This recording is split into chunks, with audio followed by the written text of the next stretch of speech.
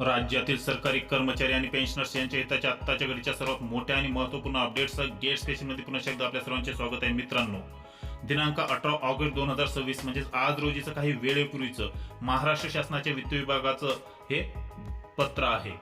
या GR नुसार राज्य शासकीय व इतर पात्र कर्मचाऱ्यांच्या अनुज्ञेय मागे भत्त्याच्या दरात दिनांक 1 जानेवारी 2026 पासून सुधारणा करण्याबाबतचा महत्त्वपूर्ण निर्णय घेण्यात आला आहे. तो पुढील प्रमाणे.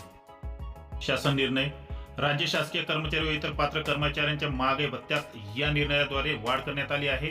शासन आता असे आदेश देत आहे की दिनांक 1 जानेवारी 2026 पासून 7व्या वेतन आयोगानुसार सुधारित महागाई भत्त्याचा दर हा 58% वरून 60% करण्यात यावा.